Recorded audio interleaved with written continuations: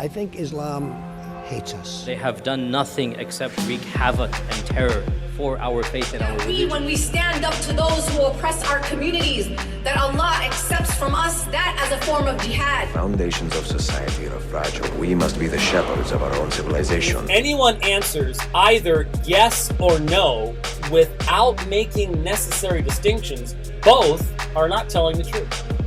They're lying. Father, we pray that your word will become a hammer that breaks rocks into pieces. That you will raise up in this nation pulpits and prophets that will call the nation back to repentance. Will you distance yourself from those who think differently, or will you join us at the table and talk about what is really important? This is the Al-Ma'idah initiative, conversation without compromise. You know, in an ideal world, we want to operate entirely through persuasion, not coercion, right? Yeah. I think coercion exists because the world is fundamentally broken. Mm-hmm. But so in Genesis 9, which is, you know, the first book of the Bible, God kind of ordains the first civil government to, you know, punish evil, to take revenge for, murder and other crimes against people. And that's sort of a state activity, right? So I fundamentally believe that the state is a gift from God to do a specific job, which is to protect people's safety and to, and to kind of enforce contracts and to, avenge evil. So in the New Testament, it sort of says the same thing: obey the civil authorities, because there is no authority that is not from God, and the civil magistrate is there to be God's servant, to punish evil and to terrorize evil, right? That's kind of what the state's for. Okay. Right. So I believe that a military and a police force are legitimate forms of what the state is there to do. Now, there's very specific parameters for that, right? That's supposed to be, I think part of the problem with the kind of current police force is it's all trying to do preventative, justice. There's patrols, there's searching people's cars, that sort of stuff, rather than responding to problems like a fire service or something. Yeah. Right. That's I prefer something like that.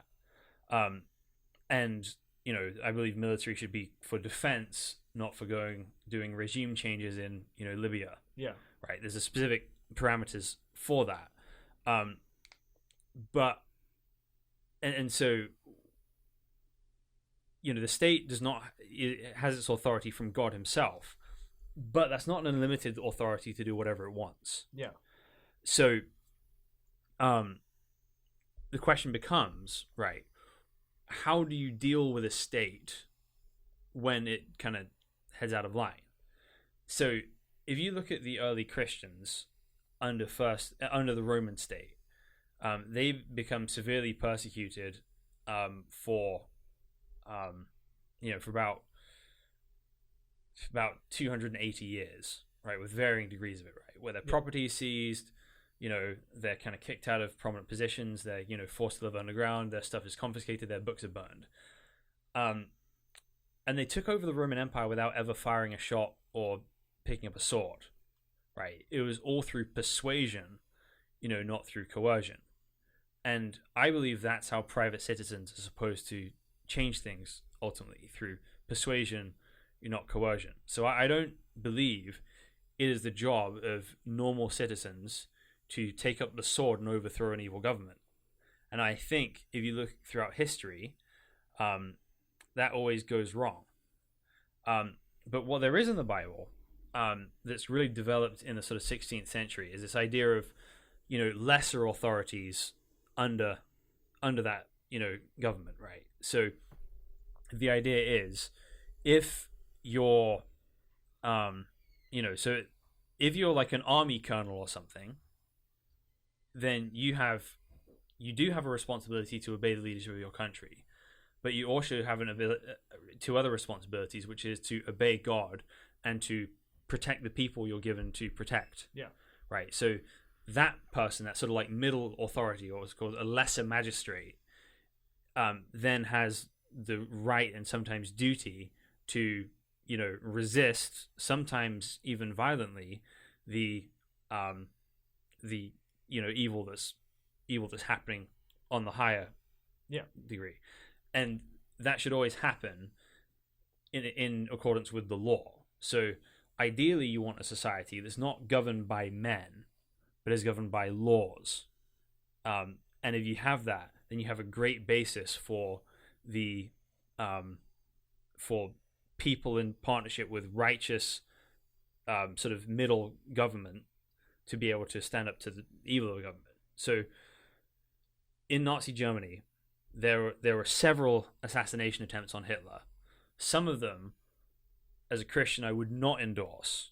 Right, so there's a guy called Dietrich Bonhoeffer, who's a Christian pastor who serves the church, who tries to, be part of a plot to assassinate Hitler. I don't think that's his business. However, I would not endorse a pastor of a church doing that, because the church and the state have different jobs. Yeah.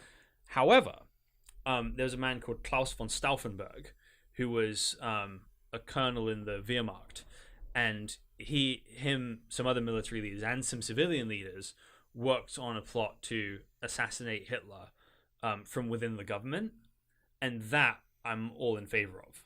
Right? They saw the evils that were happening. They wanted to put a stop to it, and they came so close. There's a good movie about it actually, called Valkyrie. So there's kind of right ways and wrong ways, of doing things. But if you're doing it with accordance of the law, it's easier to stop once you reach a certain point. Yeah. So if you look at the sort of British Civil War and the American Revolution, they both had kind of definitive stopping points. So because they were trying to deal with the law, right? So the reason there was a civil war in England was because the king was disobeying the law by not submitting to the parliament. And then when that civil war kind of ends in, the balance of power of parliament being restored, the American War of Independence, the English law had changed in the 100 years between when the Pilgrims left and the Revolution, so that they weren't being represented in the way they thought, right? So they thought Parliament represented individual parts of England, and the king was the executive, right? And then their own people represented them, and the king was their executive, right? So they'd have equal footing to Parliament. But over time, Parliament's authority grows, so they see themselves having authority over the colonists, right, rather than them representing themselves. Mm-hmm. And so they're trying to restore what's happening. So when the Revolutionary War started, the Americans were very determined not to fire the first shot, because they didn't just want to randomly take up arms against the government. Whereas, and so that led to, a very stable society after that. Whereas if you look at the French Revolution, it's a widespread movement, people picking up arms against the government, getting rid of the king, and, they got an emperor instead, right? And the French Empire went and caused all sorts of havoc. So, ultimately, the reason this is possible is because there's a separation between, religion and civil government. Now, it's not a total separation, right? But they have different jobs to do. So, and so so Jesus is oppressed. He's he's from a marginalized community, in an occupied country, right? Yeah. So he doesn't have cultural power, nor does he have political power. And when he's being taken away to be arrested, one of his disciples, Peter, takes out his sword, cuts off the ear of the servant of the guy that's arresting him. And Jesus says, "Put your sword back in its place. Those who live by the sword will die by the sword." And then when he's under trial from the Roman governor says, "Are you a king?" And he says, if my kingdom is not of this world. If it were, my disciples would pick up swords and they would be fighting. But my kingdom is not from the world. So the idea is that God and what's right advances not through coercion, but through persuasion, right? And that is the key to changing any society for the better. Whereas violence usually only begets more violence, unless it's done in a very limited scope of, very limited scope of things. So, my concern is when I hear people talking about, okay, well, taking apart someone's house or, punching, fascists, it is that you just start that cycle, right? And once you start playing that game, it's very, very difficult to stop playing that game. And I think, where I come from on that front is that, like, in the case of a fascist, the violence was started by them, in some sense. Violence doesn't always mean like punching somebody in the face. Violence is like it's that thing of just coercion. Coercion in my definition can be considered a form of violence, because you are imposing your power over somebody. You're imposing your power over somebody else, and you're limiting their options.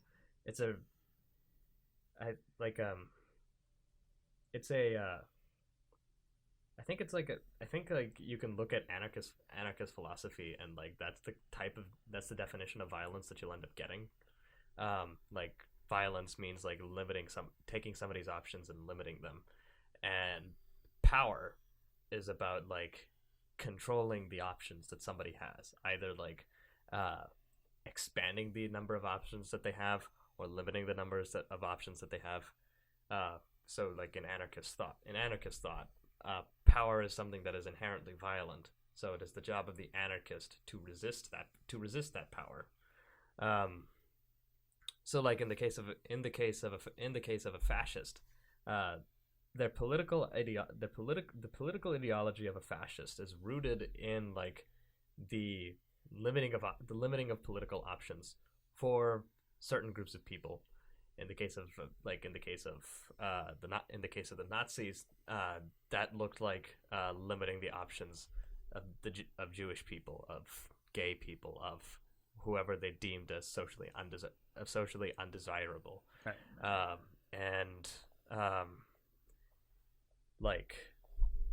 That violence came first. The imposition of that came first.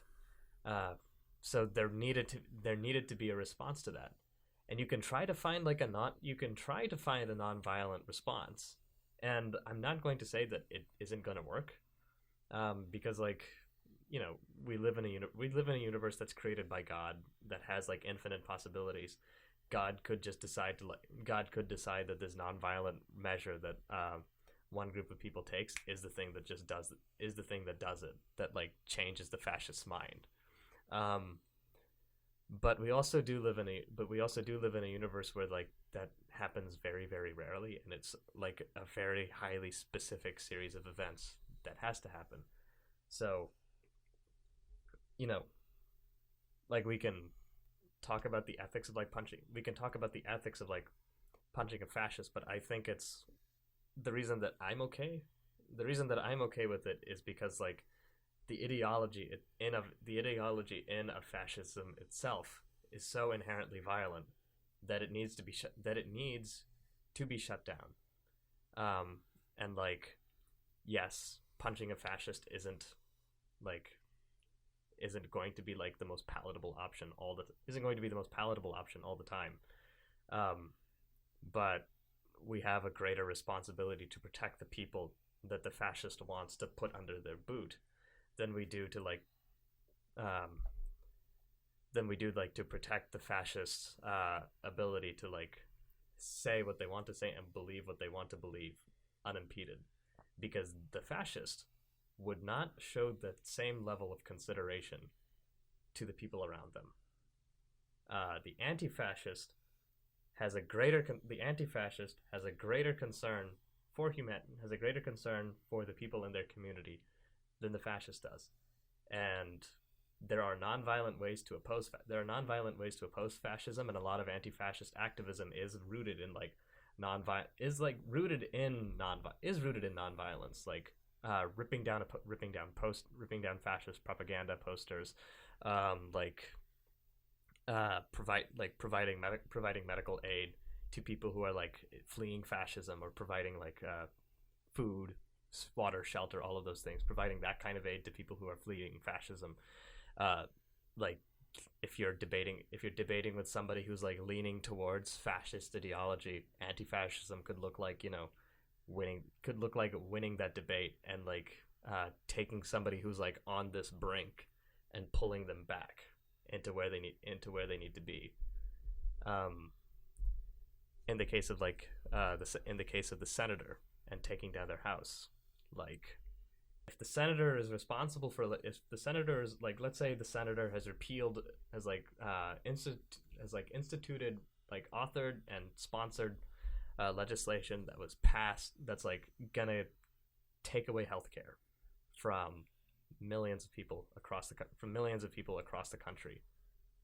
You're limiting the options of those people, of that constituency, to have access to medical care, which is a need. Everybody needs medical care at some point in their life. Everybody needs medical care right at the beginning of their life. You need to be able to you need to be able to grant people access to the medical care that they need. So a senator who's trying to push forward legislation that is taking away medical care, for example, is a senator who is committing an act of violence against the people, against a large group of people, because that senator is limiting that people's options to live their life. In a case like that, taking down the senator's house brick by brick, ultimately that is, I think, that is defensive. That is defensive violence. You are showing the senator you will not be able to live in comfort if you continue to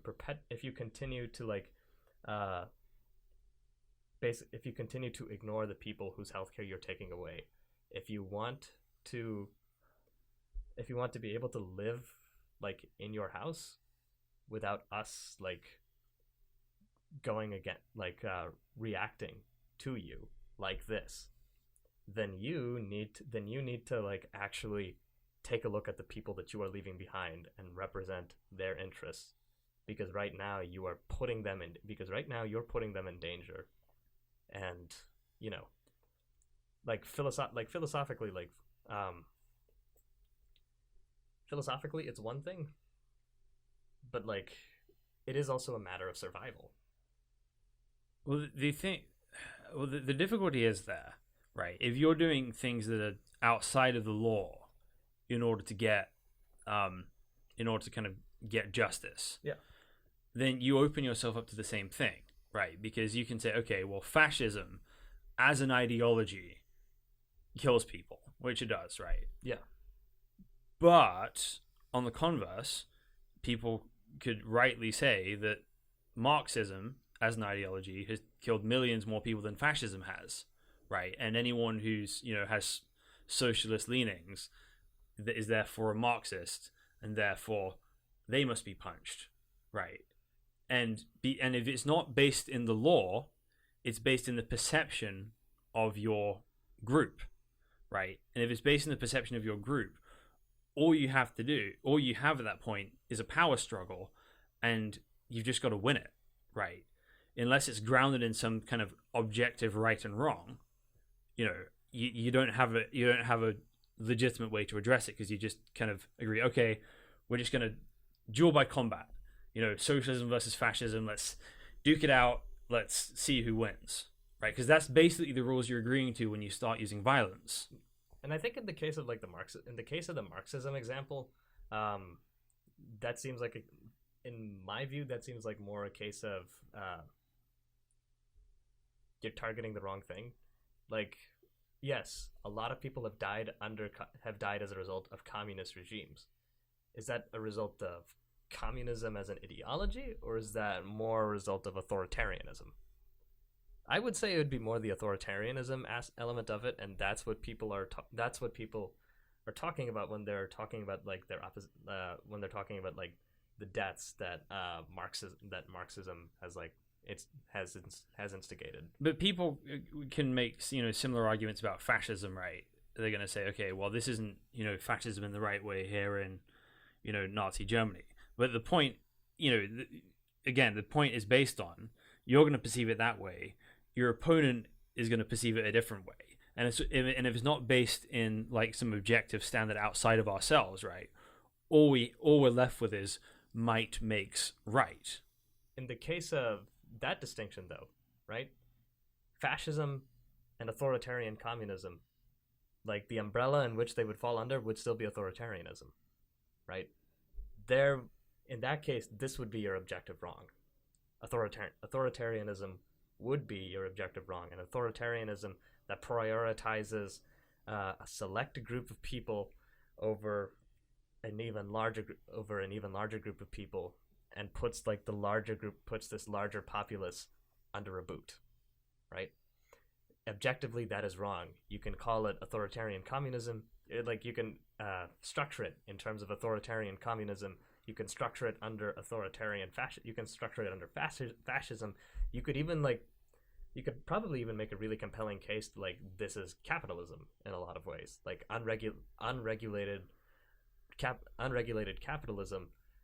The objective wrong there would be that there is a large group of people who are denied medical care, who are denied food, water, freedom to expression. Their options are limited by this authoritarian state. So the responsibility then becomes to take down this authoritarian state. So you talking about objectively wrong, right? Where do you get your sense of objectivity from?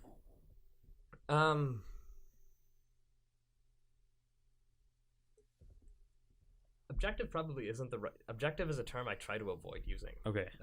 Because in my view, objectivity is a subjectivity that gets privileged over other subjectivities.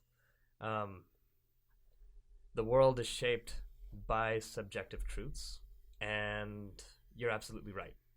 We should be conscious of the ways that our own subjectivities kind of influence how we interact with the world around us.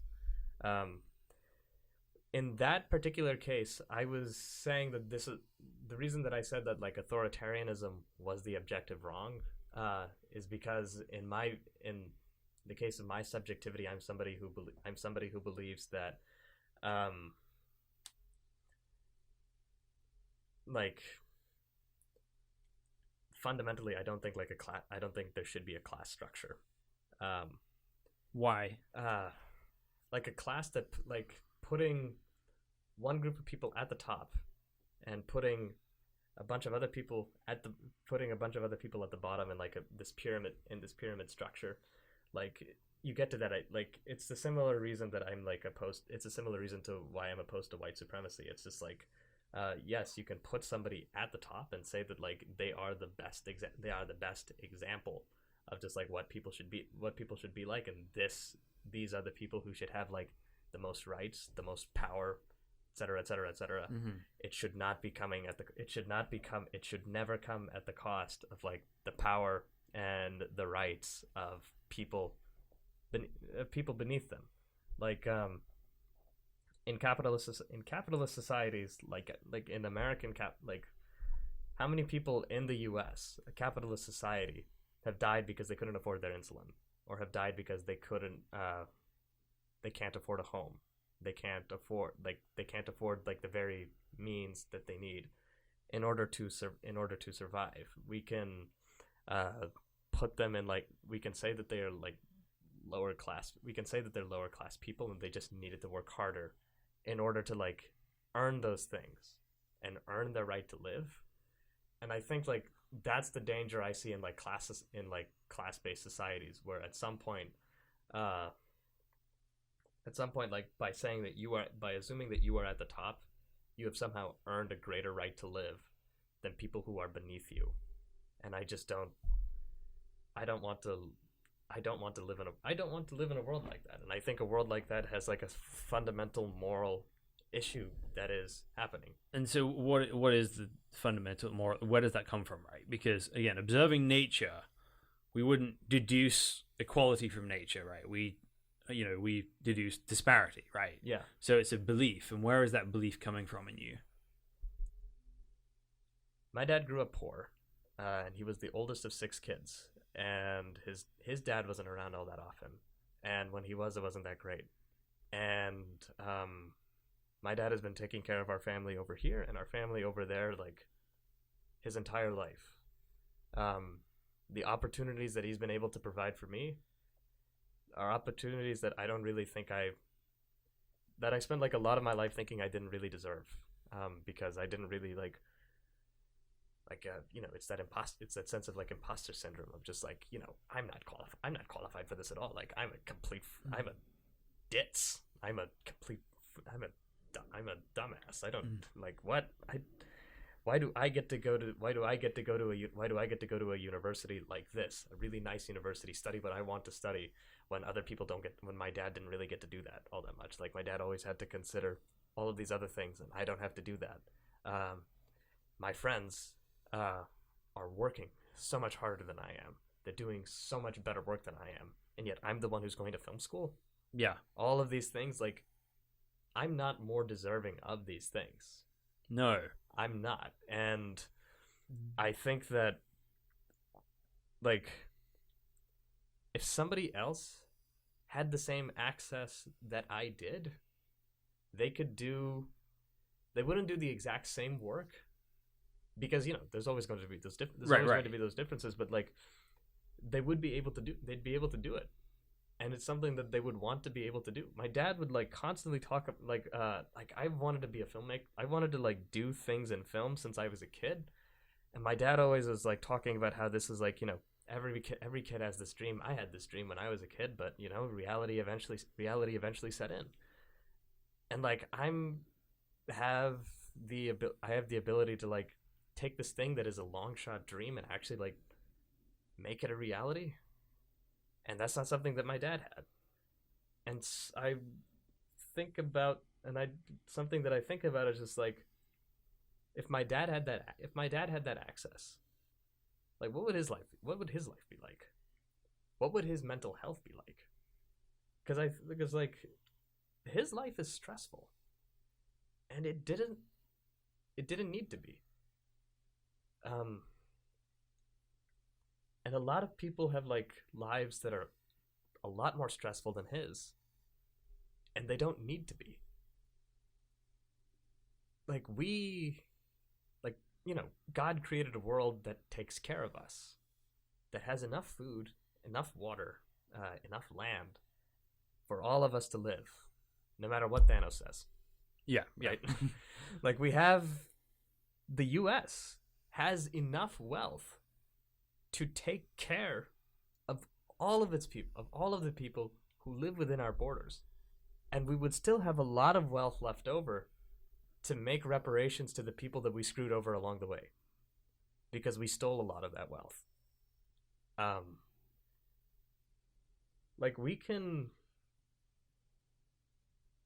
There's a lot of just unnecessary death and destruction, and it's and it kills the planet, it kills us, and we don't need to do it. And like we could blame it on capitalism, and to an extent I do, a very large extent I do. Yeah, the difficulty with that though is, you go to a non-capitalistic society, you go to like a tribal society, you could have healthcare as a right with no medical inventions, right? Healthcare is not a helpful right if you have to go see a shaman. I mean, it'd be like I'm not saying it's not going to be easy to completely dismantle capitalism, but it's just like there's something about capitalism that I think goes against what God wanted out of us. Like somewhere along the line, when we were shaping the world today, like that thing that pushed Adam and Eve out of the garden, that force that pushed them out of the garden and all of that, like something about that belief, that selfishness to an extent. Yeah, the selfishness. Right, that selfishness, something about that inserted itself a little bit too comfortably into the people who like hold power and shape the way in which the world moves. And we have to, and then I just like, I think we have a responsibility to take care of each other, and the people who are in power generally don't do that. So I don't disagree that selfishness has inserted itself into into our existing system. And it shaped a lot of our thoughts and the ways in which we like look at the world around us. Like every single anti-capitalist who is alive today is an anti-capitalist because they became an anti-capitalist after going through like all of every pro-capitalist argument or every pro-capitalist piece of propaganda that had found its way into, has like shaped the world. Every like anti-racist had to go against like those ideas of just like, you know, all people are equal, but there is like some element of truth. There is some element of truth to white supremacy and to racism that, you know, is a little bit uncomfortable to deal with. That little, you know, they had to deal with that little voice that Trump was able to tap into to propel himself into the executive office. So I think the problem here is less about capitalism itself. It's about people trying to find salvation, right? A remedy for the human condition through politics. So, if you kind of want capitalism to go and fix all of our problems, it's not going to. Neither is socialism. Neither is any other system, right? Every system has good things and bad things about it, right? So capitalism has driven forward healthcare in a lot of ways, right? The technology we have now is unparalleled, right? It's driven the world forward, yet at the same time, it's driven greed. It's driven people kind of concentrating power into their hands. So and it's only driven forward for some people. Right. But if it's not driven forward, that has to happen for it to be driven forward for all people at some point, right? So, and like what I would say is it's like the technologies that we have today was capitalism really necessary to their invention?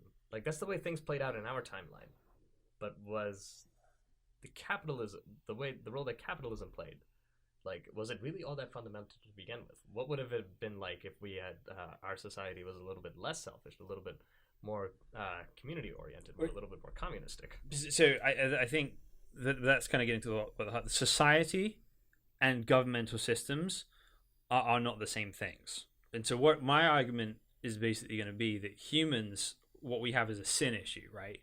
We have a selfish issue. And I think that works itself out in a capitalist way in a lot of the things we see now, right? And I think my worry about the political discourse now on the right and the left is they're trying to deal with human suffering and thinking, okay, if we just get the right people in government, if we get the right person in the White House, then all of our issues will be solved, right? Well, what I believe is that our fundamental problem with selfishness comes from a disconnection we have from God himself. And what needs to happen is we need to submit to to re-enter relationship with God through Jesus, through his death on the cross that's kind of made unlimited payment for everything we've done wrong. And through that, we can have relationship with God. And relationship with God does not start with looking at the problems in the world and being like, oh, how can we fix this? It starts with, oh, I kind of suck, right? I do things that sabotage myself and sabotage others. I am selfish, right? So instead of seeing a world that revolves around me and myself, it sees a world that revolves around, God's glory and the good of others, out of generosity, right? And that we need to be transformed from the inside, that we need to be saved from ourselves. And if we're not saved from ourselves, all we'll do is continue to perpetuate the evil within us through whatever system we have in power. Now, I personally think capitalism slows down that impulse for selfishness in some ways, right? Limited government does that because I believe power corrupts people quickly.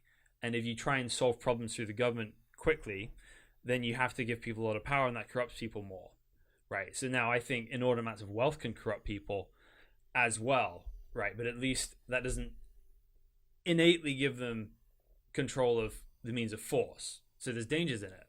But I think it's a human soul problem, right, before it's a political problem. And I think our problem as a society is we try and solve these, human soul problems with coercion, with the government, and it just keeps perpetuating the misery. And I think you can't really escape the link between the human soul and the politics. I mean,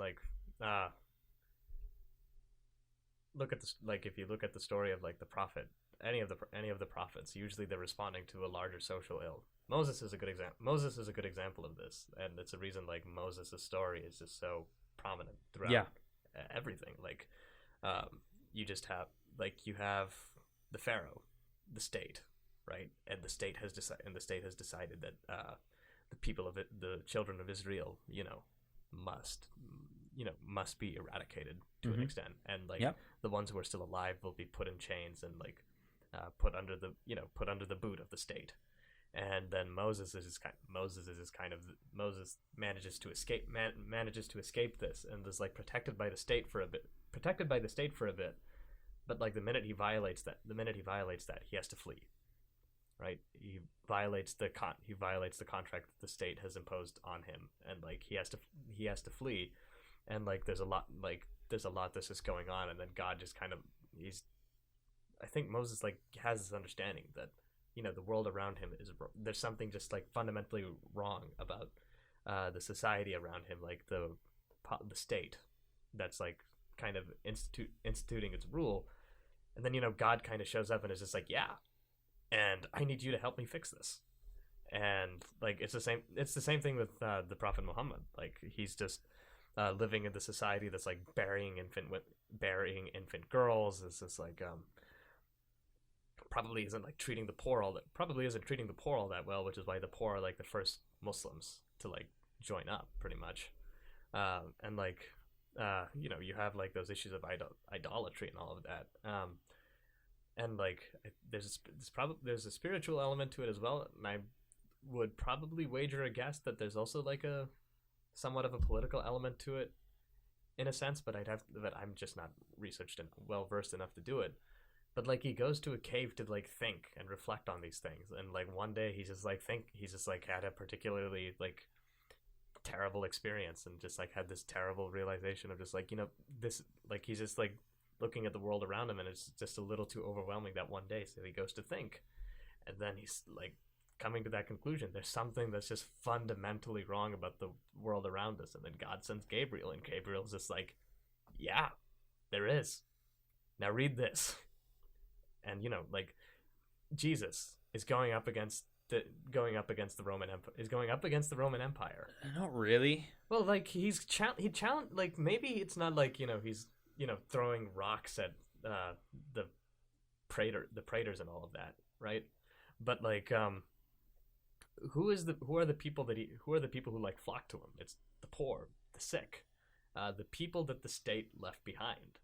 Well, I mean that's kind of an anachronistic way to look at it, Or because at least the people that the marginalized people tend to be like the people who flock to the tend to be the yeah, people yeah. who flock to the Certainly the way, the marginalized flock to Jesus, right? But to say that people the state didn't left behind, the states at that time, yeah, they existed differently. they existed very differently. Very, very differently. But I think what you're onto something interesting here, in that there is a connection between the individual soul and politics, and I think the way that Islam, secularism and Christianity approach these things are fundamentally different in some ways. Yeah. So, because if you look at the Constitution of Medina, right, Muhammad ends up being the sort of supreme governor of basically civil life, religious life, and military life, right? And Moses is to an extent that way too, although that is delegated differently on his death. And so there's all of us think that even people who say there's a strict separation between church and state, they still want the state to enforce some vision of morality. Yeah. And it's just a case of how far does that go, right? So I think if you look at sort of modern, I think you have the sort of modern left-wing thinking, the kind of morality you want to enforce goes a very long way. In Islam, I'd say it goes a long way, but not necessarily quite as far as that did. And it may just be because of the time constraints of when it was. And then Christianity would go a much shorter distance of how that happens, because it sees the state as having a very limited role of what it can actually accomplish. I think it'd be a little bit more of like a multi-axle. Like we can look at it in terms of right and left. But Fair. I think we need more. I think we need a little bit. Sure. I mean, we're talking about a long time of history here. Because like liberals and leftists are very, very different. Are like pretty different. Yeah. Right. And I would be more on the leftist camp than I would be on the liberal camp. Yeah. And even within the leftist camp, like I tend to lean more towards anarcho-communism. Mm-hmm. Other leftists might lean towards like democratic socialism. Yeah. Some leftists might go towards lean towards authoritarian communism, and even among anarchist circles, like there's anarcho-capitalists. And yeah. like I don't even know where you could place them on a political spectrum. Really, all I could say about anarcho-capitalism is it's like you took a thing that's already pretty bad and you somehow managed to make it worse. Like, okay. But it's just like ultimately, I guess the role that religion always like seemed to play for like the thing that religion always like seemed to be for me, it's just like not only like it teaches you how to be a good person and how to like have your life have value to it, and fundamental to being a good person is being able to like take care of other people around you and being able to respect other people, which is why it's always like the idea that like only Muslims go to heaven, or only Christians go to heaven, or only Jews go to heaven, or only like Sabians go to heaven, like that idea never really, it still doesn't sit well with me, because I think that someone can be a Muslim, embody Islamic values, and never know that this is what they were talking about, like that's what they were perpetuating, because like a lot of the things that religion teaches us are things that are also like pretty basic and self-explanatory. There's a lot of leftist discourse on just like the value that theory has and like reading theory has in terms of just like developing leftist philosophies and all of that. And my view on like leftist theory is that like it can be interesting, but leftist thought is also coming from that similar place of just like self-explanatory, just like self-inherent thinking that religion is like supposed to be perpetuating. we can call it anarcho-communism, or we can just simply call it like taking care of each other without necessarily like having, you know, a state sanctioned force of violence, Right. enforcing the laws. And like there's a lot more thinking that has to be done in terms of just like what would an anarcho-communist society look like. And I personally think it would kind of look like the society that Islam wanted. There's a lot of overlap between my political beliefs and my religious beliefs. And in my view, like where those things maybe aren't, where like in that Venn diagram, like the things that would be separate would be like Islam also just has like this element of just like here's a brief history of like how the universe was here's a brief history of how the universe was created, and like, you know, it's cool, it's fun. Like take the lesson, but like the lessons that you learn from these stories is ultimately kind of what matters more. And like here's a little thing of just like, okay, so when you die, like this is what the nature of human existence is like after physical life is ended. And here's a little bit more about just like, you know, what is the nature of consciousness and all of that.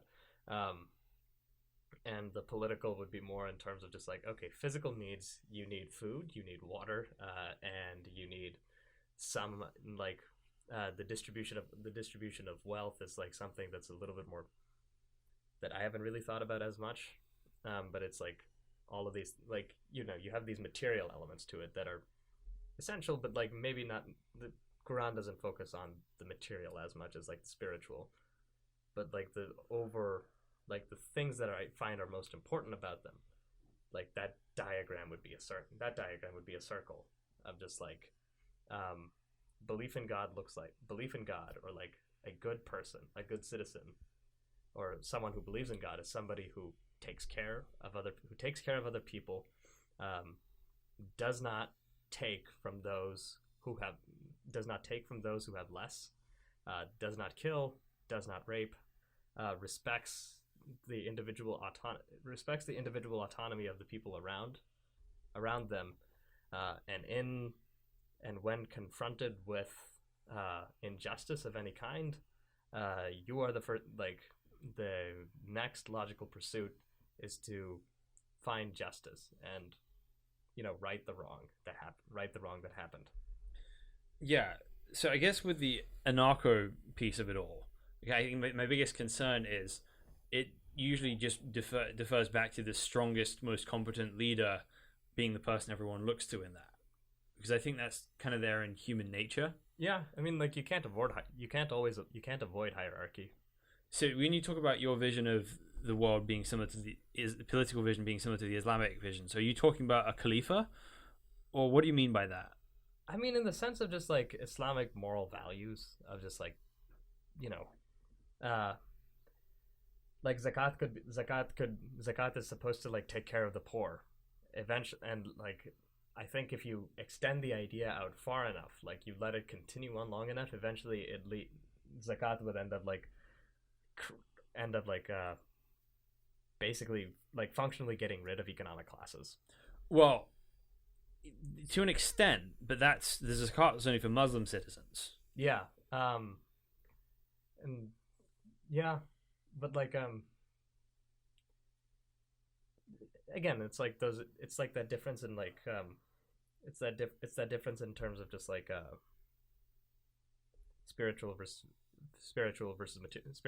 material. I'm calling it zakat in this instance because like that's the Islamic concept. In terms of the political concept, we might look at that as like a progressive tax structure. We might look at that as a progressive tax structure. We could look at that as just in terms of redistribution of what we could look at that in terms of redistribution of wealth or distribution of resources in some way, shape, or form. But ultimately, the fundamental idea that connects these two is that people have what they need. People have what they need, and you know, if they need more, they get more. If like somebody needs a wheelchair, we don't have to give wheelchairs to everybody, but the people who need wheelchairs get wheelchairs. The people who need insulin get insulin.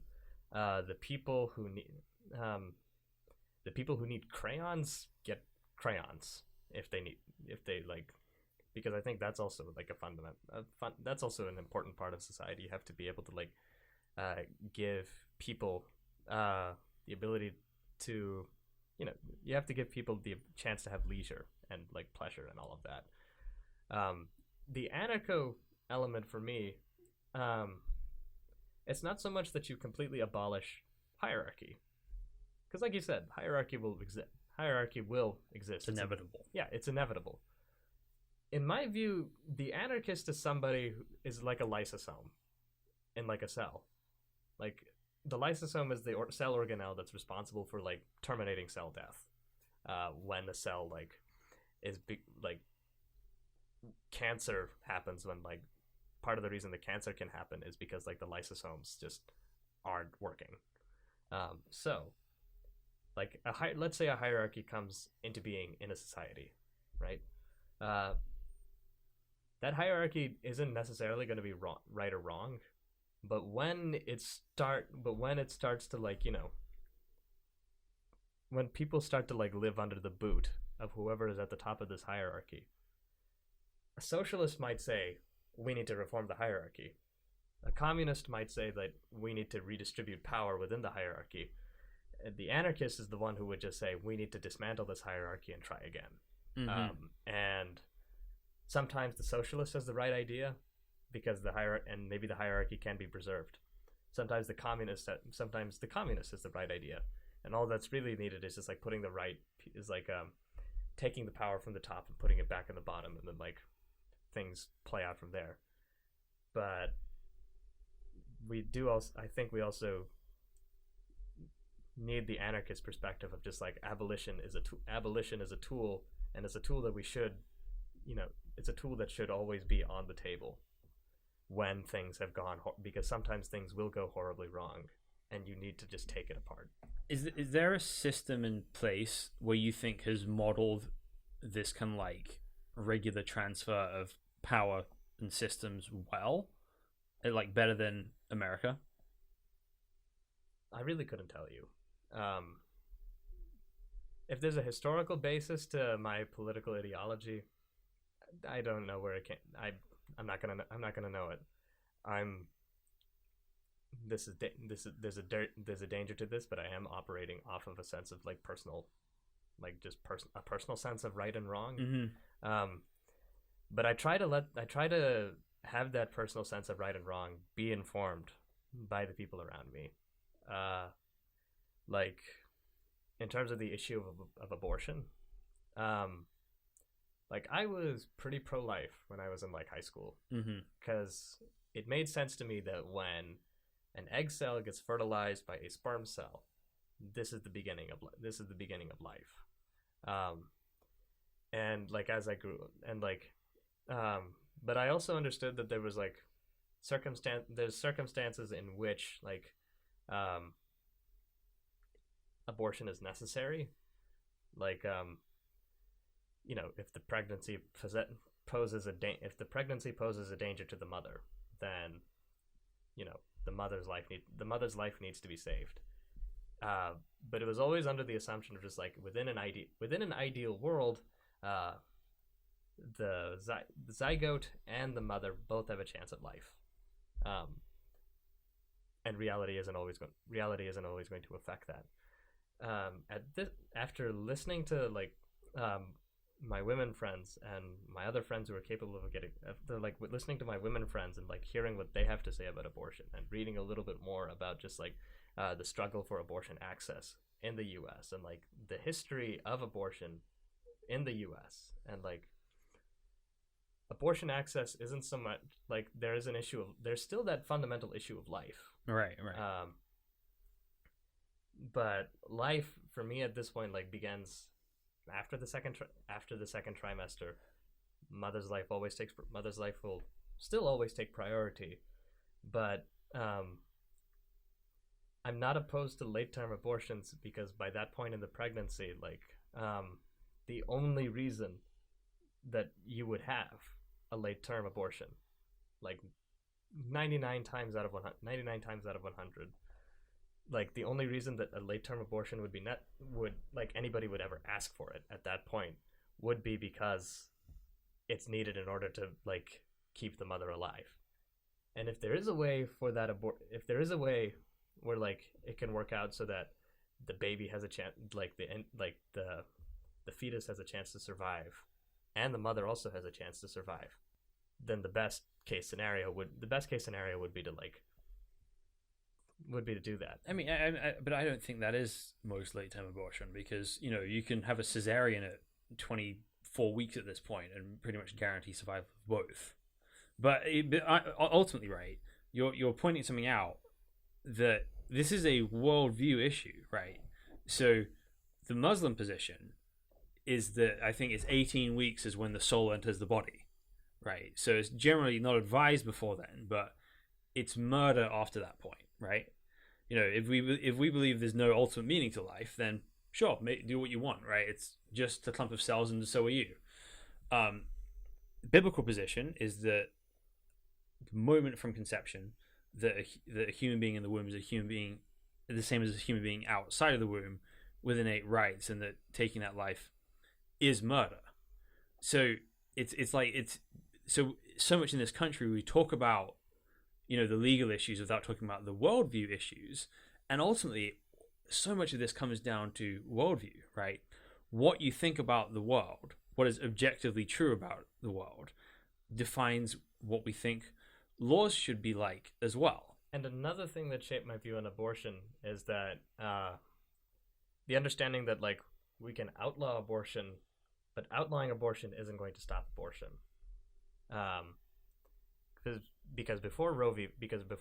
Wade, like whenever a woman needed an abortion, it was really, really difficult to get a safe abortion. It was really difficult to get a safe abortion, and this is particularly true for women of color and for like poor women. So like that's why you have like that's why the image of the coat hanger is so like prominent within the abortion access movement, because so many women were like risking their lives trying to end a pregnancy that they just weren't going to be able to take care of. So after Roe v. Wade, and after like a greater push for sex ed in schools and like comprehensive sex ed in schools, like we have increased access to abortion, but we also see abortion rates go down because kids now have a greater understanding of just like how do pregnancies happen, how do we prevent unplanned pregnancies, and like if in those cases where an abortion like is something that needs to happen, statistically speaking, it was mostly in like early term. It was mostly like first trimester, like really just right away. As soon as you find out that you're pregnant, like within 2 weeks of that, like, or within a really short amount of time after that, that's when people decide, okay, I'm not ready for this right now, or I can't handle this right now, and that's the circumstances behind most abortions. Well, I mean, I don't think most people know they're pregnant that early. I mean, like, not like 2 weeks after, not like 2 weeks after conception. I meant like 2 weeks after the pregnancy test. Yeah. So, but again, it comes to a worldview issue, right? Because whatever you want to say about the law, if that is a human being that's being terminated, that makes abortion the biggest cause of death in America, above heart disease, above car accidents, above gun violence, above medical injuries, right? Would it be above poverty? Yeah, it'd be above anything. It'd be above everything. Because I think poverty would also be like I think poverty would end up encompassing abortion deaths as well as like medical deaths. I mean, I think you'd have to stretch that pretty far to do that. Like if you can't afford a baby, and you're getting an abortion for that, if you're getting an abortion for that baby, like let's say the baby is a moral person, and like let's say that zygote is a moral person, and getting an abortion is tantamount to murder, right? That's an abortion death. It's also a poverty related death. Yeah, sure, that's true, but to an extent, right? But I don't believe poverty alleviates people of their responsibility to do the right thing. I believe God holds us all responsible for our actions, no matter how wealthy or how poor we are, because I believe that if anyone turns to the living God and trusts Him, He will provide for everything they need. Yeah, but poverty also can exacerbate problems. Right. I mean, people are better off when they're wealthier. Yeah. Right. That's at least on a physiological level. Right. Yeah. Not always on a psychological level. Not always on a cultural level. Definitely not on a cuisine level. A lot of poor cultures make the best foods. Yeah. But I think again, if it's taking human life, it'd be wrong if you're struggling hard to feed 5 kids, killing your 4-year-old so you can feed the other 4 is wrong. Then, in the same way, abortion would be wrong. But again, it depends on the worldview, right? Well, not necessarily. Have you heard of So there's an argument. There's a philosophical argument that gets posed in terms of abortion, where you have you wake up one day and you're hooked to the greatest violinist in the world, and this didn't really you weren't really prepared for this, but the reason that you're hooked up to this violinist is because they're experiencing kidney failure, and you're the only person who can matches their biological needs, and you have to be attached to them for 9 months, otherwise they die, right? This violinist is completely dependent on your body in order to survive. The 4-year-old you have to provide food for them and all of that, but the 4-year-old can also walk and can breathe and can their body can regulate homeostasis. They're not they're still dependent on you, but it's not the same type of dependency as a baby in the womb. That example of the violinist, I think, is a more comparable. So I think with some people, you have different responsibilities with different people. Yeah. So I believe parents have a unique spiritual obligation to their children, born or unborn, right? Yeah. That I do not have to that violinist. Now, I think, I'd want to, if I was the only person that could help a person, I think I have a sort of obligation to try and do that. But no one should be able to coerce me to do that. Yeah. Right. That's a moral decision, right? Yeah. Because ultimately, if you start deciding between whose life is valuable and whose isn't, you're on shaky territory, because that's exactly what the El Paso shooter's doing, right? Mm-hmm. He's deciding, okay, white Americans are more valuable than Mexicans, and it's awful to try to kill Mexicans, right? They should not have to suffer this way, but we need to survive. Our planet needs to survive. The environment needs to survive. And, in order to do that, we got to make some hard decisions to do that, right? So the premise I'm working on is that all mankind is made in the image and likeness of God, and everyone has innate worth in them. And we have to protect that no matter the cost, no matter how hard it is. And that's a fundamental, I think that's a fundamental thing. I think that's the fundamental thing that's pushed against the excesses of evils in our society, right? So if you look at the abolition of slavery in the British Empire, it's this appeal to the imago Dei, the image of God, that gets rid of slavery. If you look at the Civil War, it's that same appeal to the imago Dei, the image of God, that abolishes slavery. If you look at the push against racism, right? You see The Greatest Showman? Actually, it didn't. So the historical guy that's about that actually at one point owned slaves for the show, and then became an advocate of abolition, and he kind of appealed to the language again of all humans, black or white, are made in the image of God, willing, with dignity, value, and worth. And I think that absolute idea that makes no exception for ethnicity, it makes no exception for gender, it makes no exception for life stage, is the only thing strong enough to push back against our proclivity to prioritize ourselves and deprioritize others.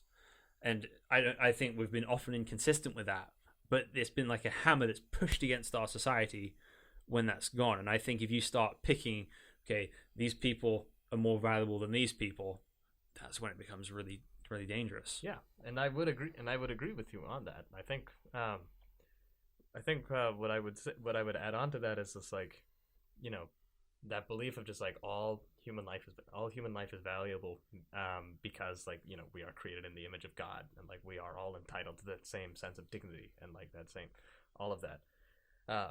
Yes, it is a powerful force, but it's one force, and it's a force that needs to be directed to the landscape of the world around us, and like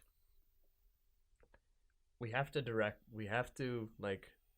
accommodate the fact that while it is true at a moral level that all human beings, no matter their like race, gender, ability, sexual orientation, like all of those things, while it is true that all of them are equal and all of them are entitled to that sense of just dignity and entitled to dignity and justice, human society is not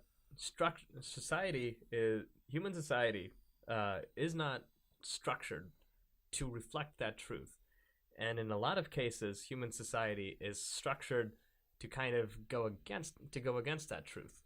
So we can have, you know, the force of the truth and the power of the truth, but it's a power that has to be directed in it's a power that has to be directed in a way where it can address these other factors that are like, you know, opposing the truth.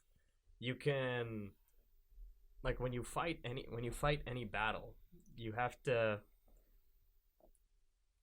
I mean, like, you couldn't fight the Battle of Dunkirk unless you were actually at Dunkirk and contending with the army that was actually at Dunkirk, right?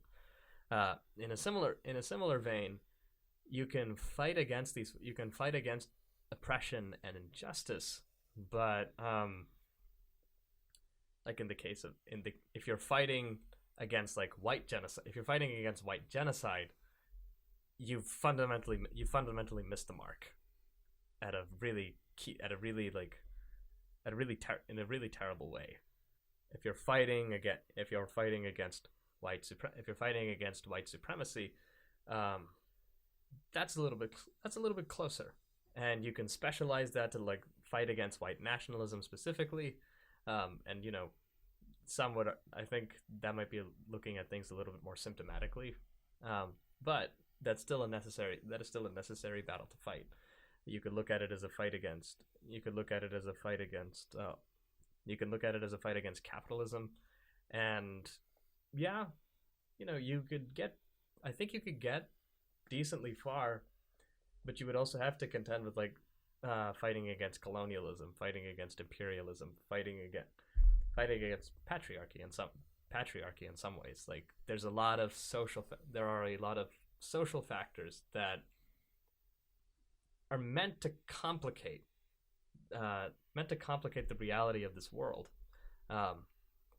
and you know, meant to complicate the simplicity of this truth that everybody is entitled to dignity and justice no matter who they are, right?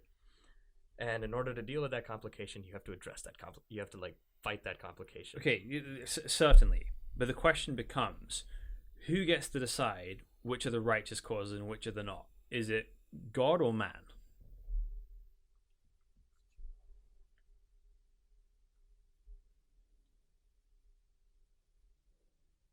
Does God talk to us? Well, as somebody who believes in divine revelation, I'd say categorically yes. Yeah, I mean, like, I also believe in divine revelation, but like, I guess there's also that understanding, at least with Muslims, that like, you know, we're not going to get a direct line of communication to God in quite the same way that we had with the prophets, because Muhammad was the last one. Now we're kind of just to an extent, we are on our own. We have the holy books. We have records of the life of the prophet. We have all of these things, but we kind of have to. We have to make those judgments on our own. Yes, we have the support. We have the support of God and all of that, but also that direct line of communication isn't really there, and in fact, it'd be dangerous to say that that direct line of communication is still there in some way, shape, or form, which I guess is like philosophically why we have so many conflicts with Ahmadis, I guess even Mormons to an extent. So it's like, yes, God is the one who determined what is right and what is wrong, but God also gave us the capability to figure out that difference. Okay, so then who on earth should be in charge of that? Should it be the majority? Should it be the strongest? Should it be the caliph? Who should be the people that decide that? I think it's more a collective decision. I think it is more of a collective decision, not in a majority-minority sense. But like we can come back to that. We can come back to the example of the 20-foot man who's smashing all of the cars, right? At the surface level, we can decide that property damage is inherently wrong. Therefore, the 20-foot man is inherently in the wrong.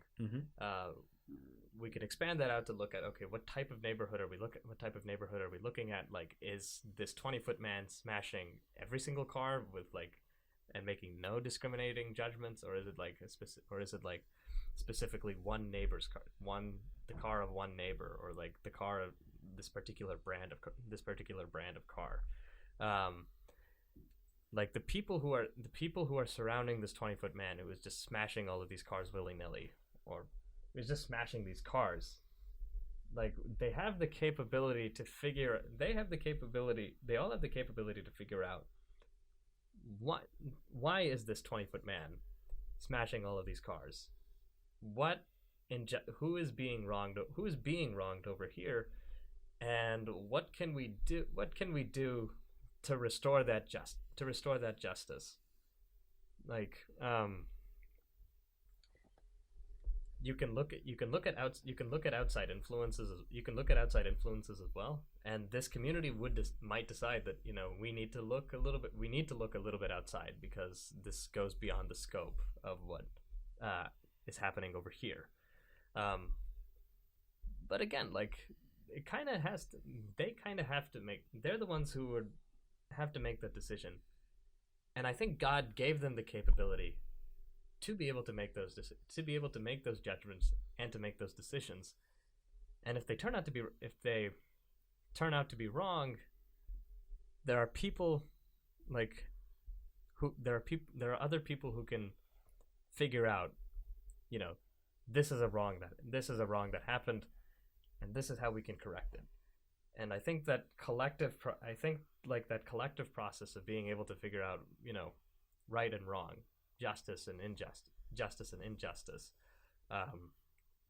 like being presented with two choices and finding a third choice that makes sure that everybody gets out okay.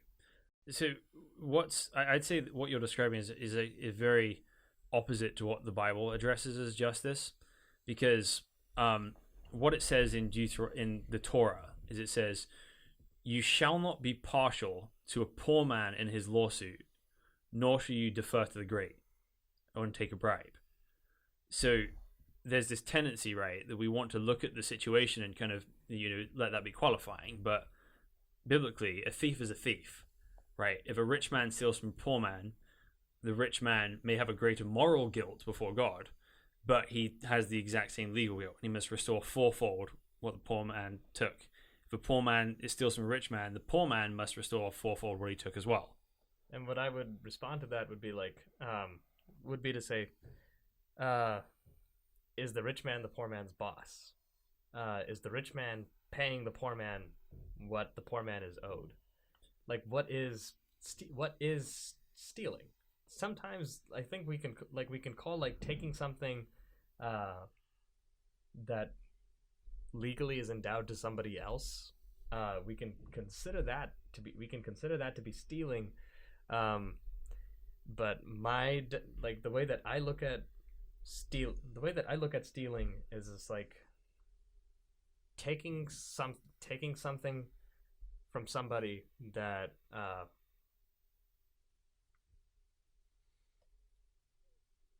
like the simple answer would be like taking something from somebody that isn't yours.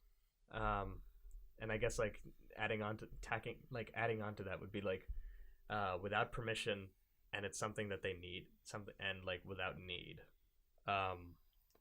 In the case of like the rich man who's like underpaying his staff, the rich man doesn't need the money that he is withholding from his staff because he is living comfortably already. His staff need to be paid a living wage, which the rich man, I think, has promised to an extent. Like so the way the Bible addresses this pretty thoroughly, and it is concerned about that, but not in a stealing would be a strict legal sense, right? Now that would include if a rich man has agreed to pay his employees, 1 shekel an hour, right, and he pays them, I don't know what a half shekel an hour instead, right? Yeah, that would be considered stealing. You're withholding wages that you promised, right? But if there's a negotiation between the two, and the rich man says to the poor man, okay, I'm going to pay you a half shekel an hour, and the poor man agrees to that, the rich man is not committing a crime, right? He may be taking advantage of someone.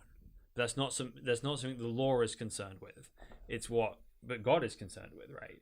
And so another thing the rich are told to do in the Bible is when you harvest your fields, do not go all the way to the edges. Leave food there so that the poor can come and pick grain and eat it, right? So you're told to leave stuff over for the poor. Now, there's not a legal penalty for not doing that, right? But there is a moral penalty for not doing that, right? So in the same way, I think that the law should be concerned with people lying and being dishonest and stealing and not paying what they owed.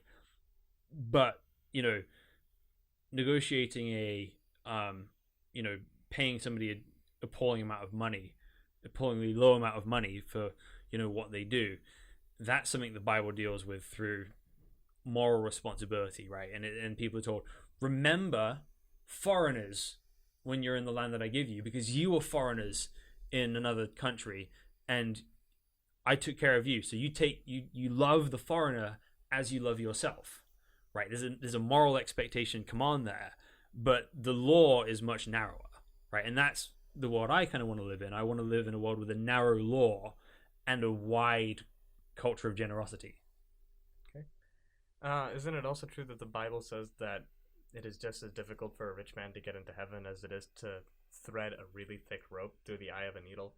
Some people might say a camel through the eye of a needle. The term is camel through the eye of the needle, but to get the whole context of that passage right, there's a rich man who comes to Jesus, right, and Jesus says, he asks, "Oh, what must I do to inherit eternal life?" And Jesus says, "Well, what are the commandments, right? What are God's laws?" And he says, "Oh, I've kept all of these from my youth, right?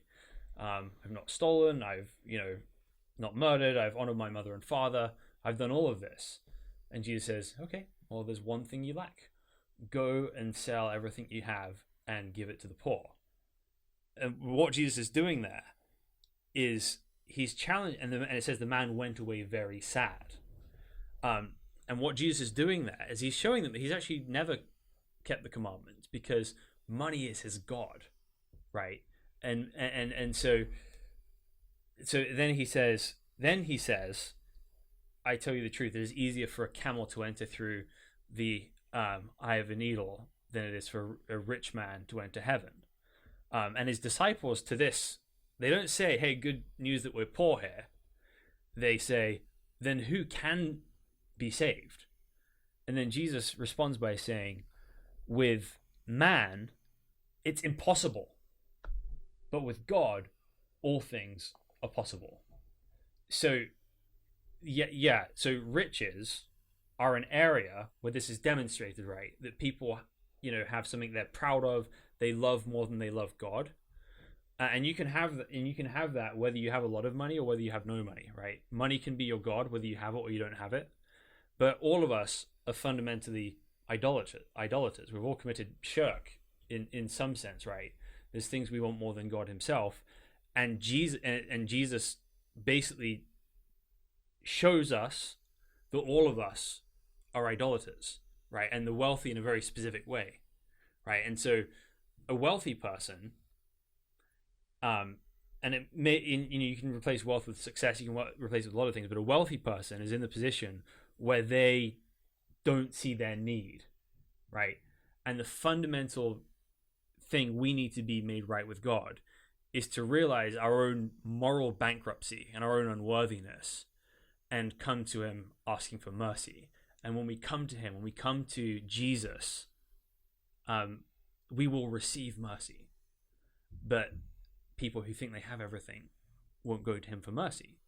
And so Jesus is saying that a fundamental transformation of our hearts are what's needed for us to be saved and made right with God.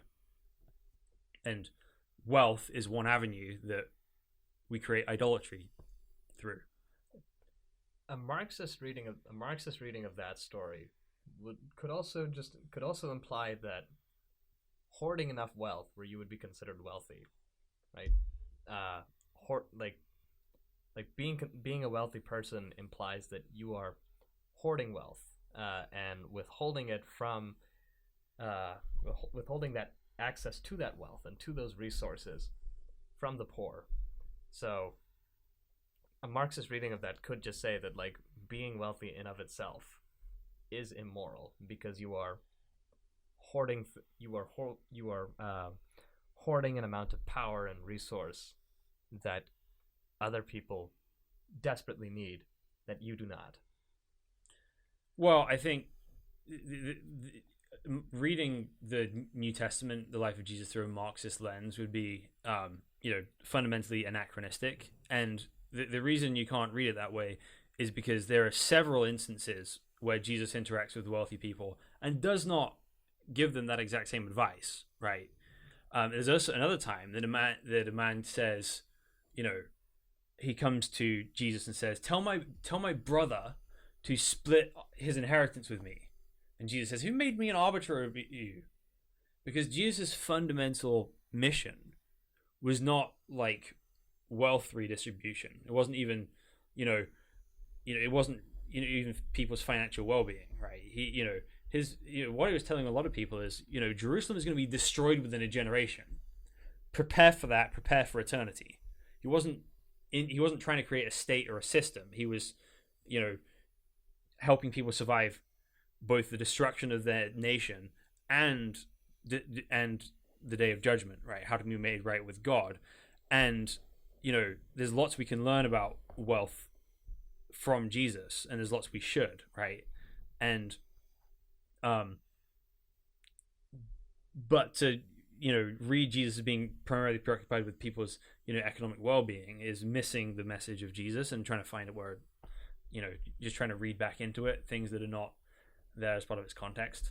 But I think we could also make the argument that that the reverse could also be true, where Karl Marx and other similar scholars who purported similar ideologies and philosophies were tapping into that same source, that same sense of divine inspiration, but through different channels that Jesus was tapping into when it comes to just the way that society should be structured and the way that we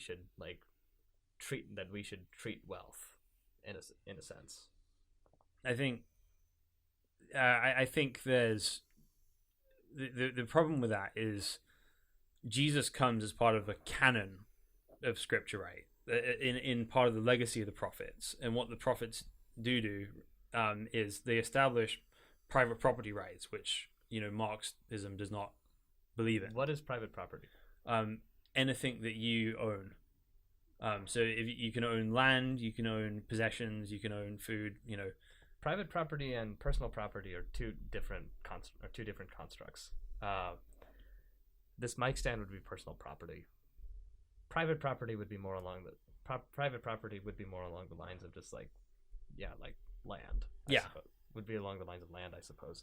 Actually, I don't really know the Marxist definition of private property all that well, but but what I do know is that Marxist thought does make a distinction between personal property, private property. Yeah, you can have possessions, but then there's this other thing that only the wealthy seem to have access to, that they really shouldn't. And I don't know the exact terminology of that, but that is what Marx's opposition to private property was. Yeah. Well, I mean, the Bible would make no distinction. You can own land, you can own stuff, right? You can own animals, and so, and also people's freedom to be able to sort of pay people what they want to pay people, to live in persuasion, not coercion. That and what the New Testament says about giving, right, is that giving should be freely, according to your own conscience, without compulsion. So, in the Bible's view, giving money that does not come from a heart level generosity out of faith is useless to God. There's no purpose for it, right? It's generosity itself that fixes the world, and love between people, not just financial means. So the Bible cares about money, right? But it's always a secondary thing. It can be a sign of someone's idolatry, and someone's selfishness, but those things are root problems. And it's the Bible has categories that you can be a righteous wealthy person, you can be a righteous poor person, you can be an evil wealthy person, you can be an evil poor person. Yeah. And you got to deal with all those. So we should probably wrap this up. It's been really fun having this conversation. Thank you so much for making this out here. Yeah. I wish you all the best becoming Florida man and all the anecdotes that come with that. Only the 10th, 11th, 10,000th time I've heard that joke. Yeah, you haven't heard it from me though. Yeah, that's true. And I just needed to for my own sake. So appreciate you being here. Always good talking with you, hearing different perspectives. It's what this is all about. So thank you, and thank you guys for watching. We'll be back soon with another episode of the Almeida Initiative podcast. Thank you.